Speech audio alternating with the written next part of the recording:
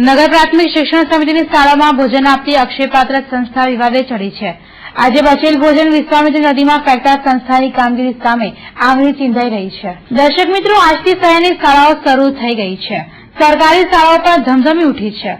તેવામાં અક્ષયપાત્ર સંસ્થા દ્વારા વિશ્વામિત્રીમાં બચેલું જમવાનું ફેંકાઈ રહ્યું હોવાના દ્રશ્યો તીસરી આંખની ટીમે ઝડપી લીધા છે। અક્ષયપાત્ર સંસ્થાના 2 ટેમ્પો બચેલા દાળ ભાત શાક રોટલીઓ વિશ્વામિત્રી નદીમાં નાખતા નજરે પડે છે। બેફિકર બની જમવાનું નદીને હવાલે કરતા ડ્રાઈવરોને તીસરી આંખે કારણ પૂછતા કોઈ જવાબ ન મળ્યો।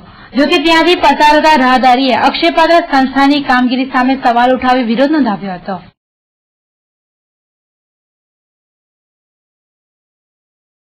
સરકારની શ્રીની જે યોજના છે કે શિક્ષણ સાથે ભરપેટ ભોજન, પણ એ ભરપેટ ભોજન કોને? છોકરાઓને કે નદીમાં રહેતા મગરોને?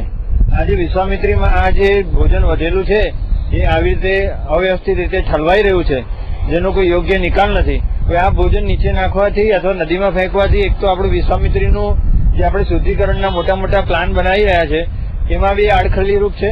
વત્તા જગ્યા જગ્યાએ બોર્ડ મારવામાં આવ્યા છે કે વિશ્વામિત્રીમાં 300-400 મગર છે, આપ દૂર રહો।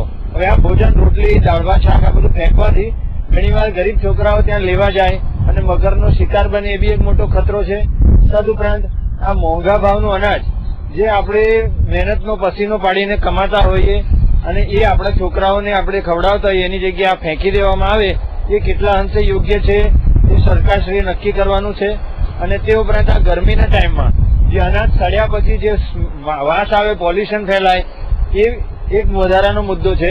તો આ એક ગંભીર બાબત છે અને આ રોજનો એક નિત્યક્રમ થઈ ગયો છે કે અક્ષયપાત્ર યોજનાની વાનો આવી અને વિશ્વામિત્રી આવી રીતે કચરો ઠાલી રહી છે। હવે એ એક ગંભીર સમસ્યા છે અને એનું જલ્દીમાં જલ્દી એનું નિરાકરણ આવે એવી એક આગ્રહભરી વિનંતી। અક્ષયપાત્ર યોજના એ સરકારશ્રીની એક સારામાં સારી યોજના છે, પણ એનો જે રીતે અત્યારે અમલ થઈ રહ્યો છે એ અમલીકરણમાં આપણે ક્યાંક વિચારવા જેવું છે, મંથન કરવા જેવું છે કે કેટલી હદ સુધી આ યોગ્ય છે અને કેટલી હદ સુધી આમાંથી આપણે નિકાલે સમસ્યાનો કરી શકીએ। દર્શક મિત્રો, શાળાના બાળકોને આપવામાં આવતું ભોજન શુદ્ધ અને સાત્વિક હોવાનો સંસ્થા દાવો કરે છે, તો પછી આજે બચેલા ભોજનને નદીના ફેંકવાના બદલે ગરીબ વસાહતો કે મૂંગા પશુઓને આપી માનવતા બતાવી શકાય હોત। જોકે અક્ષયપાત્ર સંસ્થા માનવતા વિસરી હોય તેમ દ્રશ્યમાન થાય છે। દેશમાં હજારો લોકોને એક ટાઈમનું ભોજન મળતું નથી, તેવામાં ભોજનને નદીમાં ફેંકવું કેટલું વ્યાજબી છે। વિશ્વામિત્રીમાં ભોજન નાખવાના કારણે જળચર પ્રાણીઓ પણ કિનારે આવી જાય છે, તેવામાં મગરો પણ કિનારે પહોંચતા હોય ત્યારે કિનારે રમતા બાળકો મગરોનો શિકાર બની શકે છે। અલબત્ત અક્ષયપાત્ર સંસ્થા દ્વારા વિશ્વામિત્રીમાં ફેંકવામાં આવી રહેલા ભોજન તીસરી આંખના કેમેરામાં ઝડપાઈ જતા સંસ્થાની કામગીરી વિવાદોમાં ચડી છે અને હવે કોર્પોરેશન આ મુદ્દે સંસ્થા સામે શું કાર્યવાહી કરે છે તે પણ ચર્ચાનો વિષય બની ગયો છે।